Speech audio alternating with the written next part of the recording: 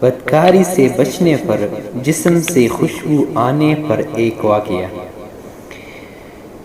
ایک بزرگ فرماتے ہیں کہ میں نے بصرہ میں ایک شخص سے ملاقات کی جنہیں لوگ مشکی کہتے تھے، کیونکہ ان سے اکثر مشک کی خوشبو آتی تھی۔ جب وہ جامع مسجد میں داخل ہوتے تھے تو لوگوں کو معلوم ہو جاتا تھا کہ وہ شخص آئے ہیں، کیونکہ مشک کی خوشبو پھیل جاتی تھی۔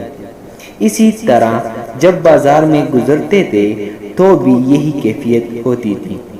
میں ان سے ملنے گیا اور ان کے پاس رات کو رہا۔ میں نے ان سے کہا، بھائی جان، تمہیں خوشبو خریدنے کے لیے بہت سے دام کی ضرورت ہوتی ہوگی۔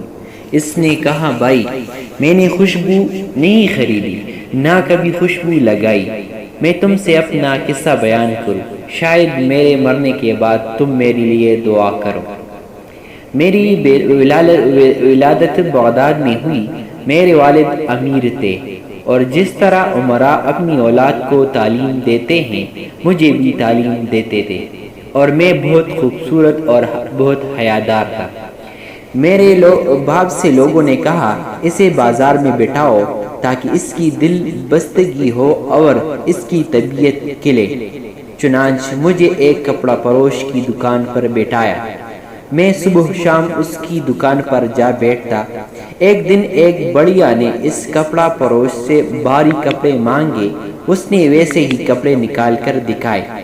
اس نے کہا، میرے ساتھ ایک آدمی کرو تاکہ جس کی ہمیں ضرورت ہو اسے لے کر باقی کپڑا اور اس کی قیمت اس شخص کے ساتھ روانہ کر دے۔ مجھ سے کہا، اس کے ہمراہ جا کر کپڑے اس کے مالک کے گھر رکھ آؤ۔ میں نے کہا، اچھا۔ میں اس کے ساتھ چلا اور مجھے ایک عظیم شان محل میں لے گئی۔ اس کے اندر ایک قبہ تھی اور اس کے دروازے پر پاسبان تھے اور دروازے پر پردہ پڑا ہوا تھا۔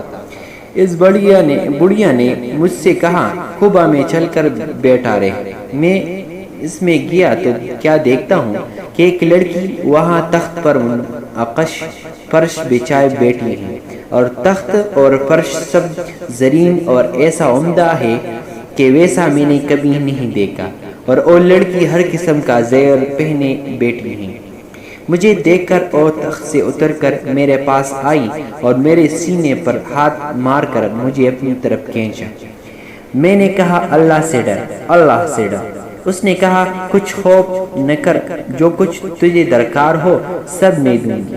میں نے کہا، مجھے استنجے کی ضرورت ہے۔ اس نے آواز دی تو چاروں طرف سے لونڈیاں دوڑی۔ اس نے کہا، اپنے آقا کو بیت الخلاء میں لے جاؤ۔ جب میں وہاں گیا تو نکلنے کا کوئی رستہ نہ پایا جہاں سے باغ نکلتا۔ میں نے پاجامہ کھول کر اپنے ہاتھ میں پاخانہ کیا اور اپنے ہاتھ اور منہ پر ملا اور اپنی آنکھیں نکالی۔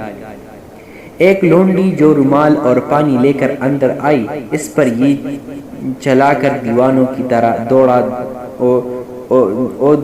ڈر کر بھاگی اور کہنے لگی، یہ لڑکا دیوانہ ہے۔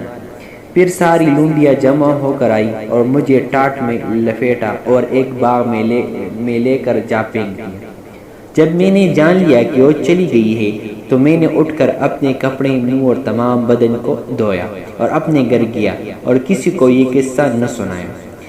اس رات میں نے خواب میں دیکھا، ایک شخص مجھ سے کہہ رہا ہے کہ کہاں ہے تیرا پیر یوسف علیہ السلام کے پیر کے جیسا، کیا تو مجھے جانتا ہے؟ میں نے کہا، نہیں۔ کہا، میں جبرائیل ہوں۔ پھر اپنا ہاتھ میرے منہ اور بدن پر پھیرا۔